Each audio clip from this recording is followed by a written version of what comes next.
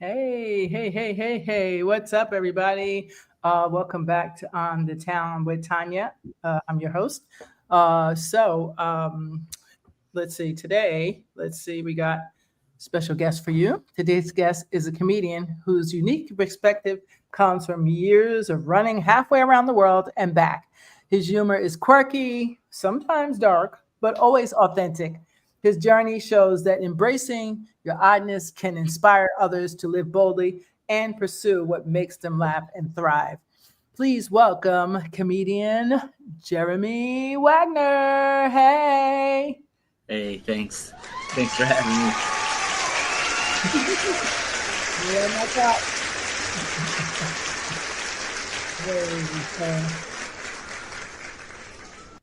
Yes, comics have to learn that. We know the art of pause, right? Pause is everything, right? So thank you for joining us. I appreciate you. Thanks for let's- having me. yeah, no, thank you. Wait, what city are you out of? First of all, I'm in Alexandria, Louisiana. Louisiana, baby. That's my mama Louisiana. people. Louisiana, baby. You I'm go in there, the possum for me, some alligator. No, I'm joking. I'm in the sticks. There's no alligators though. Wait, you're in the sticks. Wait, isn't there? There's no alligator in the sticks. Not where I'm at. We're not near the bayou or anything. Oh, the bayou. That's right, down by the bayou. Man, I miss Louisiana. Them clams are like off the chain. The people are very nice down there. They're very sweet, very sweet. But yeah, so comedy. Let's see. So, when was the first time you knew and you fell in love? I'll say with laughter, and then you tied it into being funny. I don't know. I think I started being funny whenever I was in like grade school, and I Mhm. do that so the bullies didn't pick on me Oh, really? as much. I Oh, mean, okay. so I don't know if it was tied to well, yeah, they were laughing. Mhm. I love not getting beat up. I mean, that's pretty fun. You like not getting beat up? Oh, that's not nice. I think all comics have some. I think our comedy comes from some kind of. It may not be dark, but some kind of place, dark or strange place that we were in, which created the funny. Mm.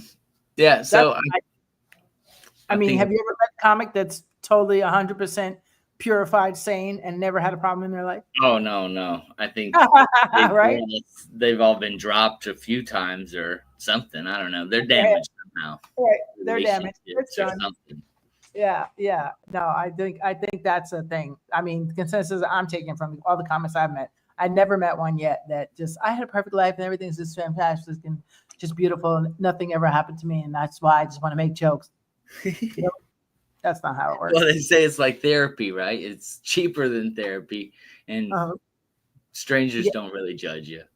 exactly, exactly. Well, we all have problems. How has running from your problems shaped the way you approach stand up in life? Well, I still run from like the thing that I've, daily writing and things like that. Right. Um, I don't know. Now I'm trying to take things head on. I like the opposite of what I was doing, I Mhm. guess. But I still don't write every day, but I No? try. Well, how many mics do you do a week, or do you not at this point? Like, how many years have you been doing comedy? Actually, I started my first time was in 2012, but I went only I think maybe one time that first year, and then hmm maybe the second year I went maybe 3 or 4 times, and okay, then it was like the third year that I actually started going like 2 times a week. right. You got to get it in because it takes 10,000 hours to get to where anywhere near what And Kevin Hart. when you're getting it at 5 minutes, it's slow. I was gonna say, and everybody says, "Oh, well, that's nothing." No, you do the math on that, and you're gonna take it's like 10, 15 years before you get to that Eddie Murphy level. Like That I I never. remember the first time I was paid. I was paid $7 to do 7 minutes, and I was What? like, "Wow!" This was Wow. after the 7 years of going to open mics, Yeah. and the guy gives me $7. I'm like, "This is cool. That's like $1 a minute. That's pretty cool." And then I was Yep. like, "Well." 7 years, I've probably been to at least 100 mics a year. Let's say average, probably Right. not, but let's say 100. So it's about a penny. I made a penny for Yeah, I every remember. open mic that I attended. Yeah, but it's still fun to get something. I mean, I got $5 once, and I was like, "Wow, it was good." It was a crowd of 60. I did well. So I was like, "Yeah, this could be a thing." Like, Yeah, but yeah. there's people that go out there and get like $200, like the headliners, and get 150 or whatever it is they get. So it Oh, is a I get more thing. than that. Yeah, it's a thing if you build your craft. You build your, how they say, That's build what your we're craft. all hoping for, right? That's all we can do, right? That's all we can do. Hey, thank you. Hi, Grandma.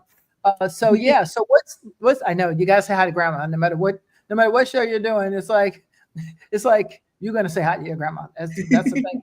That's the thing, Lars. No matter what you're doing, you could be in the middle of like She's on. You show. say hi to her. You could be on the runway and be like, "Up, excuse me. Hi, Grandma. Okay, let's go back to the sachet. Let's go." So same thing. So what's the strangest thing you've ever seen while performing or traveling that inspired a joke? I mean, I've seen a lot of crazy things traveling. Mhm. But I do have a joke. Well, it's more of like, I guess, a bit or a chunk. It's like 10 minutes about a girlfriend that I had. Uh-huh. And our first date went pretty bad. And then we dated for 6 months. And that's how the joke gets longer and longer. It gets longer and longer and Yeah. longer and longer than the date It's was. 15 minutes probably. Wow. But it all started with a date. Okay. Yeah, that's how it is for me too. One thing leads to a series of things, and then next thing I look back and say, "Oh, if I string those all together, that's actually a whole thing." Yeah, sometimes the joke writes itself, and Yes. Yes. you just have to write it down or remember it. Yeah. Yeah. What do you remember? What your favorite joke is? That's not dirty. My favorite. I don't know if I have a favorite joke. Okay. The one you I'm told sure I yesterday. do, but I can't think of a joke. Maybe. Okay. What's your Jokes are favorite? strange. What's your favorite? What do you call it? Not medium. Which genre of jokes do you like to do the most? You're not a clean comic, correct? Not normally. No. Not normally, but in some circumstances, I could probably. I mean, try I take a shower before the show, but that's probably as clean as I'll be. Clever. I like that. I like that. If you could give your younger comedian self one piece of advice, what would it be? Maybe start earlier, because I started at 30. I was 33 when I first went, and I think, like I said, I always try to be funny whenever I was younger. So I probably should have did it a lot younger, but I never thought about it until somebody like finally pointed out. Like, I was living in Dallas, and it's a big city, so I was like, "Cool, Right. how did I not already think of this before?" Right. Wow. Wow. Well, I'm trying to. Sorry, give me 1 second. I just heard a ding, and we're not supposed to be dinging. Okay, there we go. Ding's off. All right. I apologize for that, guys. So how do you balance being edgy with making sure that your message resonates with people, but being true to your comedy? I don't know if I have a message. Maybe just my message is like, he's kind of strange or he's weird. Because I usually, like most things that I talk about is something that happened to me. I'm cutting the grass, or it's a weird thought that I have, and some things are real life experiences. Like if it's a story, most of the time that's based off of something that's real. Right. But I don't know. I don't know if there's like a message. I guess be yourself. Right. That's probably the best message we could probably get. Because as a comic, everything is about yourself. If it's how you interpret. So I would say that's the best advice. I would say that for sure. Let's see. What was I going to ask you? Do you remember your first time you ever bombed? Bombed guy, excuse me. Not. I hope the YouTube bot doesn't pick that up and say, "Oh no, that's a red alert number word. Oh no. We mean do bad on stage or hear crickets on stage." That's probably like all of the first time whenever I used to go to the first open mics. It was I was going to Hyenas, the comedy club in Dallas, and there would be like 45 people there. And there was one time I went up absolutely last. Like after getting there and waiting for the list and signing up like in the top 10 people, I got bumped all the way to the end, and it was like 8:30 it started, and I was getting off the stage at 1:30, and there was there was one guy in the room aside from, I guess, the host maybe, and that guy was sleeping in the back corner because he was drunk. So that was within the first year or the first 10 times that happened. And yeah, I bombed a lot. Like, I mean, that's part of it, right? Wow. Yeah, that's every part of it. I mean, that's first part. The first, I think, 10 years is getting used to the silence on stage. Yeah, just like you can't just run away, you know. I'm just sit here, and it's gonna be bad, and I'm gonna finish what I came here to do, as bad as it's gonna be. Yes, exactly, and that's the beauty of the time of it. Like, I'm so glad I don't even rush it. I didn't start till I was like almost 50. Oh, did I tell my age? I'm only 35. Look, I'm only 35. You know, it's the art of being able to just sit in the silence and know, okay, so at some point you gotta train that brain to think quicker and do quicker, be wittier. Oh, yeah, my brain doesn't shut off like jokes wise. Like if there's a bad thing that happens in the family, you know, my grandma died, boom, there's a joke. Right. Man, I don't need to be thinking of grandma jokes at her funeral, but I did. Good. I'm glad I'm not the only one. They just pop into my head, and I share them. I don't hold them back. I don't tell everybody, you know. But afterwards, I was like, hey, I got a joke about Nana. Oh yeah, that probably shouldn't have said that. But I know she's probably laughing in her grave, though. Don't worry. My brother, when he passed, I had a joke, and I felt guilty because I was like, but I was like, my brother's the one that got me into comedy. He made me stand in his living room. He had moved up to Plattsburgh, and he said, you're gonna give me a 5-minute set right now, him and his girlfriend, and I don't care what it is, but you better have 5 minutes for me. So I had to come, like, this is my first, like, I didn't know. I was like, I've seen Eddie Murphy and Red Fox, and I've seen them, so I got an idea, but that wasn't the plan. And he's like, if you want your own late night show, this is the only way to get it. Let's go. You got to do it. And I did it, and it was pretty hilarious. It was just long. Looking back, I'm like, that was so long. I mean, it was 5 minutes, but I took the long way to get to what I was saying. Yeah. When you first start, you don't know that you're supposed to cut out the crap. You know, the words and the extra uhs and all that stuff is not needed.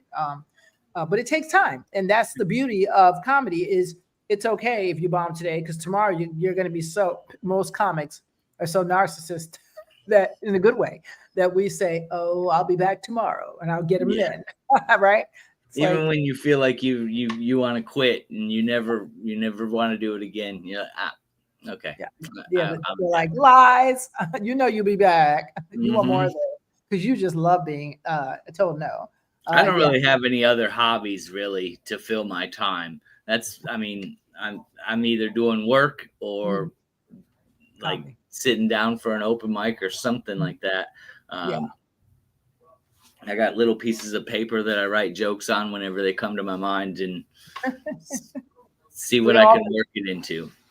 I'd like to see every comedian's house, car, and their pockets. I bet you'd find little napkin notes, notebooks, all kinds of stuff. My daughter said, why do you have all these papers? I said, these are jokes. Like, they're going to be worth gold one day. Just hold on to them. and mine are like, I don't know. With jokes, I have a good memory as long as I can write down a word. Like if I write down a word, that word will spark that memory back and I can write down the rest of the joke later. So some of my papers or set lists, it'll be one word and they're just the weirdest list of words. And it's like, that's my jokes.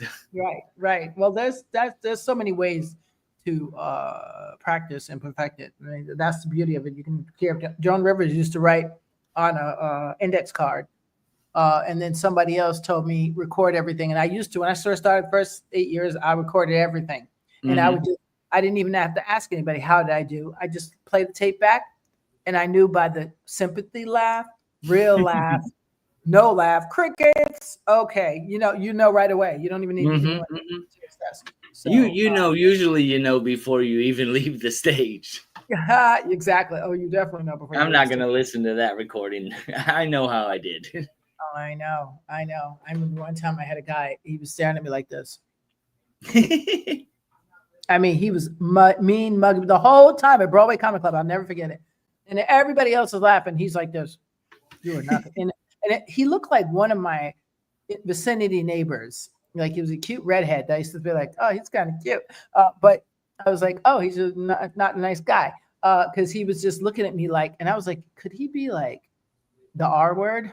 I don't know. Because the way he was looking at me, if you saw it, you'd be like, what is wrong? Even my friend was like, yeah, that guy can't stand you. And I was like, I don't even know him. Yeah. Like, if I knew him, I'd be like, okay, bro. So I addressed him is what I did. You know how we like to do. He'd be like, hi, do I have a booger on my nose? And he was like, what? I was like, oh, okay. I just thought something was off because you're just staring at me so weird. I just thought something was weird. It's a glitch in the matrix. And then everyone started laughing. So then he chilled out, but he was such a jerk. He was a jerk. I hate jerk audience. So if you go to a comedy show, go to laugh. If you don't like something, just get up kindly and just walk away. That's all. Simple. Everybody's happy. So what's a misconception people have about comedians with racy material that you'd like to clear up? I don't know if I have anything I'd like to clear up. You're like, I'm keeping it the way it is. That's what I do. No forgiveness. Yeah, my jokes are weird, so I wouldn't say that everybody. Well, I mean, they may get it, but it may take some time. You'll be on the way home or something, and I didn't want to think about that. But I don't know. I don't know if I have an answer for that. That's all right. It's all good. It's almost similar, I guess. Like, when did you realize that your odd style was strength and not a weakness? I don't know. I think I recently was watching a movie, and they pointed out, like, remember back in high school, everybody follow the leader, follow the line, stay in line, stay in order, kind of making everybody ready to go work. And then afterwards, the people who are unique or different, they're making millions of dollars, starting companies, and these people are workers. So at one time they want us this way, and then later on it's like, you want to be that. I don't really know. I'm strange. I don't know. I don't even know if I accept showing it to some people, like, that's one thing. You got to find your voice, and it's your true voice. Right. I don't know. I don't know if I accept things that I think about. Not everything gets said either, like you said in an open mic is like, I'm not going to say that to everybody else. Right. Yeah. No, I know. And you got discernment is called, I think. I had a first date, and she came to the show one time, and I was telling a strange travel story of something that happened, and she seen me afterwards. She's like, I gotta go, bye, and she ran away. Never talked to her again. Oh wow, that's weird. It was a strange story. Very weird, but that's good material. I haven't told that story too much. What's the most surprising lesson you've learned about yourself through comedy? I mean, I guess that I can do it, like, I've always believed that, you do it here or there and you're like, oh, I can do that. And everybody thinks they can be a comedian. And then this is actually maybe a little more difficult than I thought it was. Yeah. And, whenever you can prove it that you're actually funny, I wrote that, or I said that, I know I could do it. And so I'm confident in that area. Like, I don't get stage fright unless it's a big crowd. But anything like small, it's well. Yeah, it's bearable. Yeah, well, that's the thing about the time. That's why the 10,000 hours is important, because when you get to 10,000 hours, which guys is about 10 years, I want to say. That's about right. Unless you do like the least. Yeah, unless you do like Che and you do mics 7 nights a week, like 3 nights a night, 7 days a week, then you might be able to pull that off in 3 years somehow. That's possible. One night, me and my friend, it was me and him. We're both going to do 30 minutes in the host. And we did it for 2 people.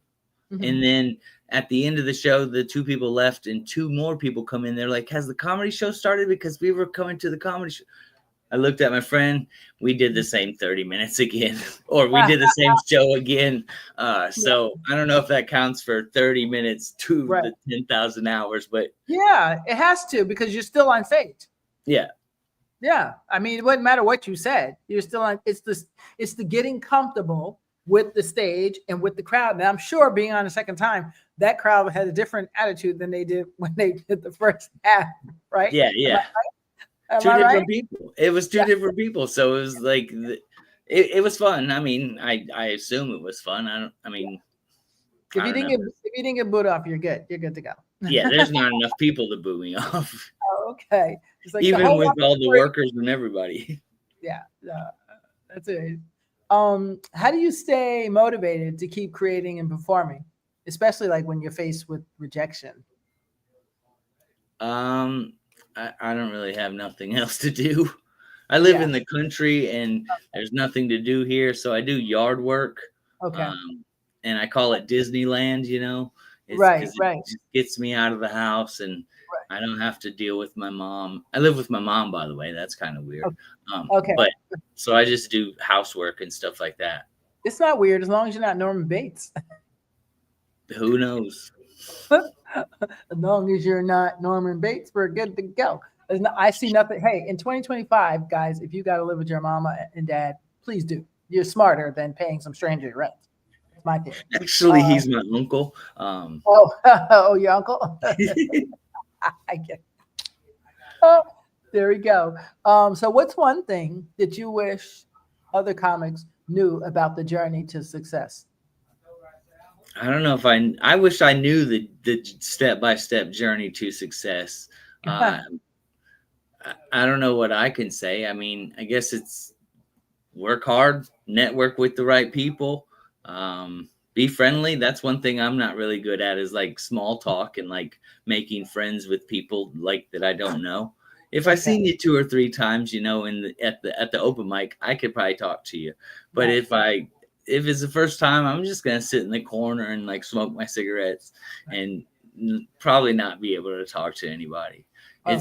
I'm weird. Like I'm antisocial. No, yes, that's not weird. I mean, I think when you first approach any crowd, my comedy group, when we first met each other, I wasn't all like, hey. Well, yes, I am. I'm always like, hey, but that's just me. I'm a little weird like that. But it took a while to really get to know each other and say, okay, this person's really cool. And I trust this person's not going to be stealing my jokes, and this person, da-da-da. And then we built a whole network in Westchester of us that we really trusted and valued each other. And till this day, we're friends because that's really how you have to do it. This small world, very small, you know. And there's the people at the top tier who are already in, and they got their clicks. And then there's the next level. And I believe you have to build your next level. Whatever that is. Yeah, you got to make your own group, or you got to build your own group. And I remember when I first started, like some of the older guys were like, don't talk to me until you've been here for 6 months. You know, I'm not going to be. Yeah, pretty much, because they said, the way that they explained it, said, well, everybody comes every open mic. There's one person who comes in. It's my first time, and they bring like 10 people, and they're all like excited and happy to do it. And somebody's videotaping. They got their whole family there, and they do it once for their birthday bucket list thing, and then they record it, get a good thing, and then they never do it again. And they tell everybody, oh, look how easy it was. I got a good video. There's laughter, you know. I did a good job, but it was your family. You brought your family to the open mic. Yes, it does. It is way easier when you got friends and family there. Makes a whole, because then you got your natural resources for even coming up with those jokes. You know, you don't normally have. You don't have that in the audience. You don't know what you're gonna get. It could be sorry, Auntie. I wrote a joke about you. I know. What about that? Yeah. Have you ever written a joke about a family member that they didn't like? That you had to take out of your set? I'm sure my mom doesn't like some of the jokes that I've wrote about her. But I've told everybody the jokes that I've wrote about them. You're and good. You're I think they're pretty well accepted. I mean, like I said, they're based on truths. So it's like you could lie to yourself, or, you can laugh at the joke because it's the truth and I made it funny. Yeah, no. I like to surprise them when they get there. I had my mom come to a show the first time, actually, and I had okay, well, the rest of my set is about my mom, and she's here for the first time. So you guys been a great audience. Thank you. My name's Jeremy. Just do 2 minutes, and that would be the ending. Like, okay, I gotta go. I gotta change that set real quick. Yeah.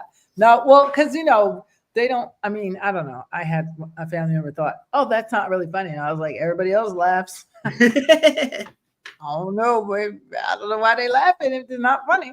But I understood at first. They're like, "Wait, what?" But I had to set myself outside of myself and say, "Now, how would I feel?" And I was like, I would be laughing, but but it's all good as long as it's truth and as long as nothing, like I'm not gonna say, yeah, my auntie has toenail fungus or something. Yeah. I'm not gonna say nothing like that. That would be like, wait, what? Don't be telling people secrets, right? So, as long as I'm not blowing your secrets up, we're good to go. But yeah, comedy is very interesting. How do you turn your personal stuff, your struggles and quirks, into relatable material for your audience? So stuff that is kind of your truth, which is what we do. But there's some stuff that's like, what? Like somebody I know dealt with their bipolar. I mean, it's just stuff. Like when I spend so much time thinking about one thing, whatever part of life you're in, like, oh, this just happened, grandma just died, or somebody's gotten in an accident, that's all you're thinking about. And I don't know. I could probably go through my jokes and, you could see what happened at certain times based on, like the date this file was created or something. Right. I said that about porn before, but like, oh, this is a high school prom that I didn't go to. I remember downloading that movie. Oh no. Because we downloaded it back then because it was dial-up. Oh Lord. No X-rated today. It's funny. I used to go on late at night so that it wouldn't matter what people said. So it's a weird thing to be in. But don't worry, I've had people say not worse, but things that were definitely code words not to say. And I was like, oh no. Well, that was a word. At some point you just be like, whatever. If they scrap the show, they scrap it, whatever. They happen. Because it's like people should have freedom to say fairly what they need to say to tell their truth, right? In an interview. Yeah. So that's what I mean. So if you could perform for any group of people in the world, it doesn't matter what group, what the cause is, cancer patients, whatever it is, who would it be and what message would you want to share? A lot of messages today. I know. Message. Message in the bottle. Message in the bottle. Boom, boom. I have a joke about that. What? Oh, is it? Oh, I just like when we were in Thailand, we found one of those message in a bottle, and like really? It was, yeah, it had like a email address, and it had a picture of like a grandma, and so we emailed the people, and they said, yeah, that's our grandma in a bottle, baby. Come on and let her out. Okay, that was weird. Yeah, weird. I'm not really a comedian, more of a karaokean. I like lines. Karaokean. Hey, we all have something, I say, because it's not easy. It's not easy to take stuff and make it into something. So I don't devalue anyone's anything. And if it makes you yourself laugh, then I guess you still got to work on it for everybody else. But it's got legs, as they would say. It's got legs. It can run. Just don't run too far, girl. What's the best advice you want to leave your audience when you leave the stage? I think just whatever you want to do, just do it. Like I know it's gonna be scary. Like I've had people ask me, like, how do you do that all the time? How do you go up there on stage and it doesn't bother you? Like it bothers me.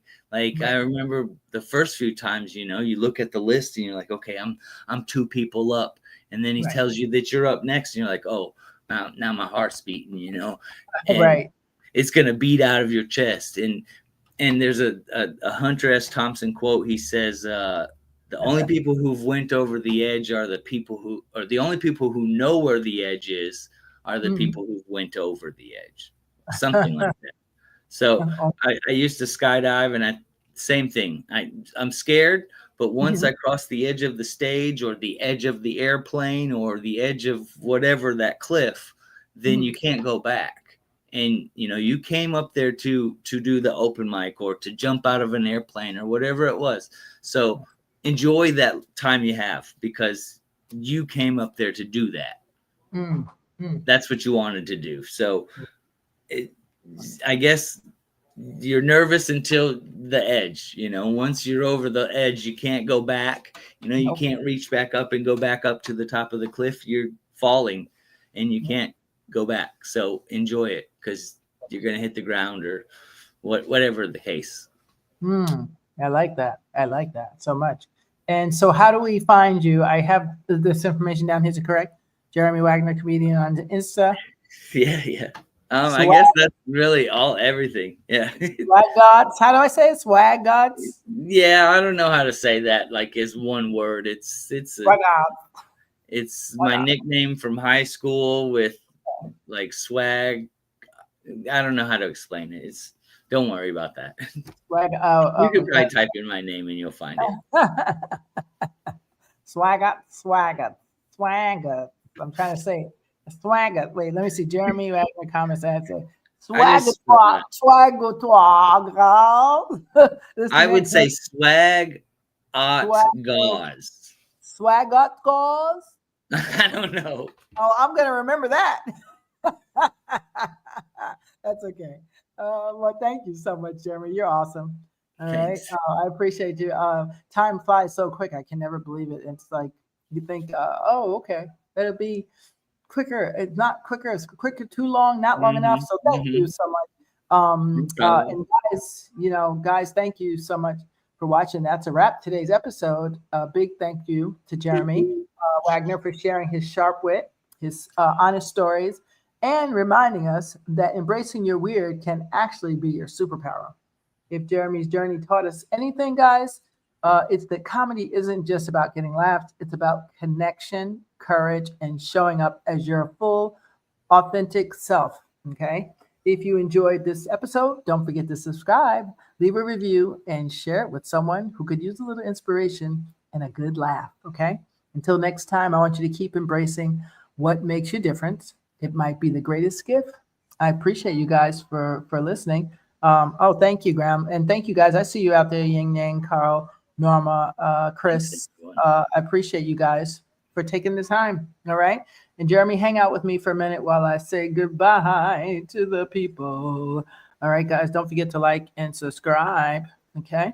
All right. And we'll see you. We'll see you Sunday. Okay. Hang out with me, Jeremy.